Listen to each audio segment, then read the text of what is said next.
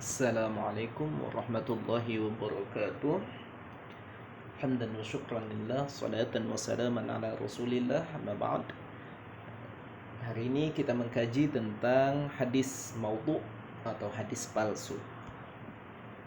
Hadis palsu diartikan atau didefinisikan sebagai manusiba ila Rasul sallallahu alaihi wasallam ikhtilafan wa kidban mimma lam yaqulhu aw yaf'alhu aw yuqirruhu. Hadis yang dibuat oleh seorang kemudian disandarkan kepada Nabi Muhammad sallallahu alaihi wasallam, padahal itu bukan perkataan Nabi, ya, itu bukan perbuatan Nabi, itu juga bukan ketetapan Nabi.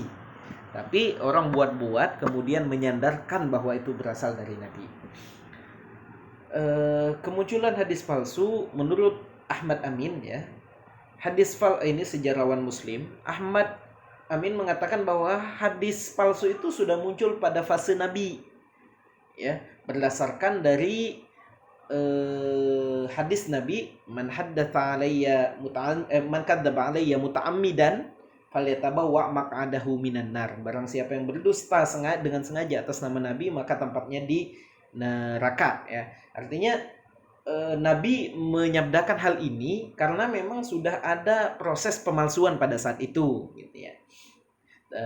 Menurut Salahuddin Al-Adlabi, pendusta yang mengaku diutus Nabi di sekitar Madinah, ya, bahwa hadis itu muncul era Nabi itu ada beberapa pendapat. Tapi secara umum jumhur ulama mengatakan bahwa hadis palsu ini baru berkembang, baru meluas pada fase pemerintahan Utsman bin Affan dan pada fase pemerintahan Ali bin Abi Thalib, karena saat itu terjadi peperangan antara umat Islam, ya, terjadi intrik politik, sehingga ini menjadi salah satu sebab munculnya hadis-hadis palsu. Cara-cara yang dilakukan untuk memalsukan hadis, yang pertama ada seorang yang menyusun kalimat sendiri kemudian menyandarkan kalimat tersebut kepada Nabi. Kemudian ada pula yang mengutip perkataan orang lain, ya, kata-kata mutiara dikutip tapi dikatakan bahwa itu adalah sabda dari Nabi. Ini cara-caranya, motifnya, ya. Modusnya tadi, ini motifnya. Motif pemalsuan hadis ada banyak, di antaranya yang paling banyak, yang paling sering adalah pertentangan politik atau perbuatan kaum zindik. Kaum zindik ini orang-orang yang rusak, ya. Kemudian karena fanatik terhadap bangsa, suku, negeri, bahasa, atau pimpinan, atau apapun itu, ya, fanatik tidak boleh kecuali fanatik kepada Islam. Ya. Seluruh jenis fanatik itu tidak boleh kecuali fanatik kepada Islam. Yang keempat, fanatisme buta terhadap madhab. Yang kelima, untuk mencari simpati masyarakat dalam berdakwah. Yang keenam, mencari muka di hadapan para penguasa. Kita masuk pada contoh-contohnya.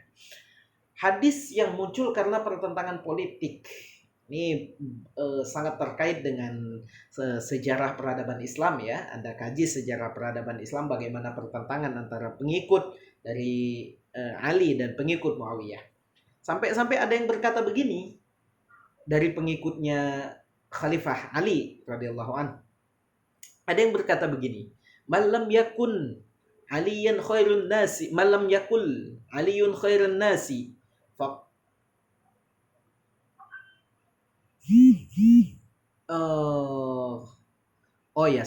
Malam yakul aliyun khairun nasi faqad kafara. Ini ada kesalahan sedikit, ya, dalam penulisan, dalam penyajian slide-nya sebenarnya, karena menggunakan komputer sehingga agak terkumpul di situ, ya.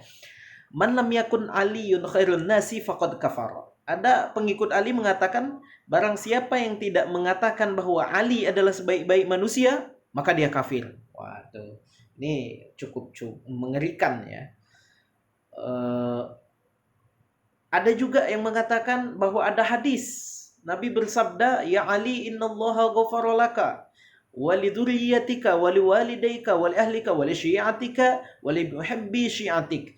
Ada yang mengatakan bahwa Nabi pernah bersabda, wahai Ali, sesungguhnya Allah telah mengampunimu, mengampuni dosa anak keturunanmu, kedua orang tuamu, keluargamu, pengikutmu, dan pencinta orang yang mengikutimu. Wah, ini cukup aneh hadisnya, gitu ya. Dan itu bukan hadis.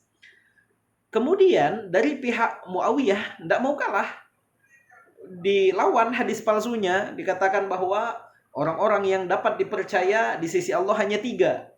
Ana, Nabi Muhammad, ya, Jibril dan malaikat Jibril, wa Muawiyah dan Muawiyah. Ya, ini karena pertentangan politik sehingga masing-masing golongan memunculkan perkataan-perkataan yang disandarkan kepada Nabi, padahal itu bukan sama sekali bukan dari Nabi. Ada juga karena perbuatan kaum zindik. Ya, ada seorang kaum zindik, Abdul Karim Ibnu Auja, yang pada masa pemerintahan Umar diketahui mengaku membuat hadis-hadis palsu, ya. Pada masa pemerintahan Ali, ya. Mengaku telah membuat 4.000 hadis palsu, sangat banyak, dan itu tersebar, ya. Salah satunya perbuatan kaum zindik ini, ada hadis mengatakan an-nadhru ilal wajhil jamili ibadah. Memandang wajah yang ganteng, wajah yang cantik adalah ibadah.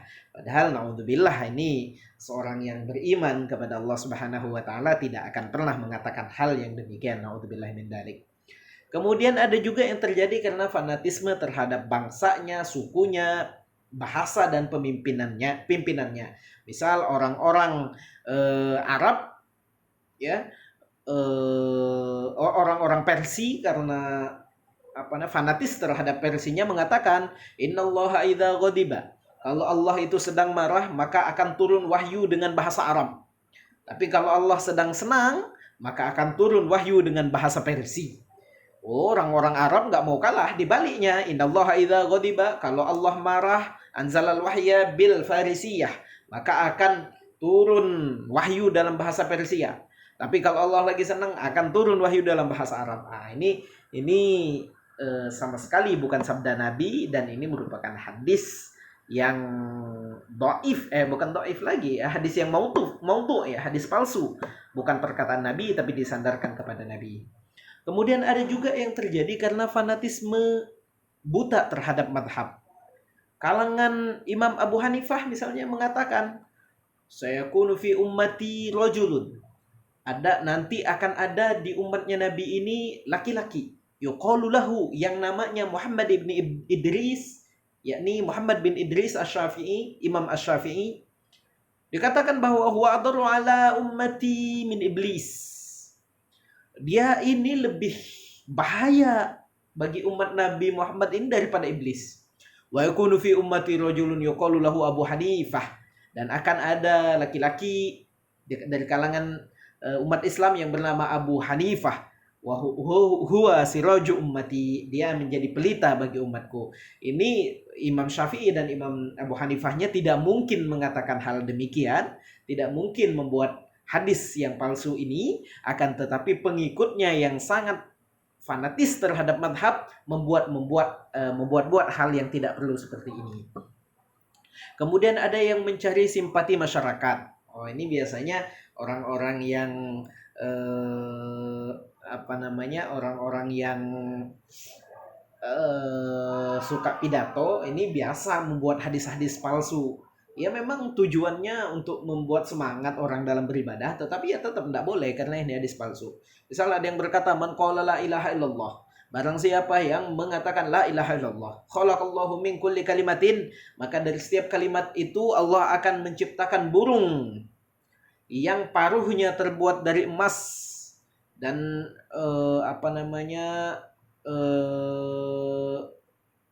bulu-bulunya ya terbuat dari marjan. Ya aneh, ya cukup aneh. Barang siapa yang mengatakan la ilaha illallah, maka dari setiap kalimat itu Allah akan membuat burung yang paruhnya terbuat dari emas. Untuk apa ya? Aneh sekali. Oke, nah ini biasanya untuk mencari simpati, bahwa pidatonya sangat bagus, pidatonya menarik, ceramahnya menarik, maka dibuat hadis-hadis palsu. Naudzubillahi min dzalik. Atau mencari muka di hadapan penguasa. Misalnya Khalifah Al-Mahdi ini terkenal sebagai khalifah yang suka main burung, ya, memelihara burung. Kemudian ada seorang bernama Ghiyas ibn Ibrahim mengatakan, tidak boleh ada perlombaan, ya, kecuali di menunggang kuda, memanah ya, au janah, atau berlomba berlomba burung merpati. Nah, padahal Nabi nggak mengatakan hal yang terakhir ini. Ini untuk mencari muka di hadapan para penguasa.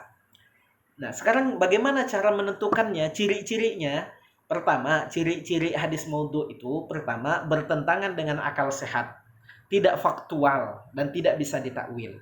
Kemudian kedua, bertentangan dengan Al-Quran, hadis-hadis mutawatir dan ijma serta tidak bisa ditakwil. Yang ketiga, memberikan janji pahala yang sangat besar atas perbuatan kecil. Perbuatannya kecil, tapi pahalanya sangat besar. Atau ancaman yang sangat besar atas perkara yang kecil. Cara mengetahuinya, kalau tadi ciri-cirinya, sekarang cara mengetahuinya. Pertama, adanya pengakuan dari pembuat hadis itu sendiri, pembuat hadis maudhu itu. Atau kedua, ada korinah, ada indikator, ada tanda-tandanya. Kita lihat ciri-cirinya tadi. Yang ketiga, periwayatnya sudah dikenal sebagai pendusta dalam kajian hadis. Oke. Kemudian cara mengetahui hadis maudhu dalam matan. Yang pertama, susunan lafadznya jelek. Ya, kalau orang sudah ahli dalam bahasa Arab biasanya langsung bisa paham mana lafadz-lafadz dari Nabi, mana lafadz-lafadz yang bukan dari Nabi. Kemudian maknanya rusak. Ya, maknanya aneh seperti tadi, mengucap la ilaha illallah maka akan dibuatkan burung. Itu apa? Burung. Kemudian yang ketiga, bertentangan dengan Al-Quran dan akal sehat. Misal ada orang mengatakan bahwa umur dunia itu, menyatakan bahwa itu dari Nabi, umur dunia 7.000 tahun.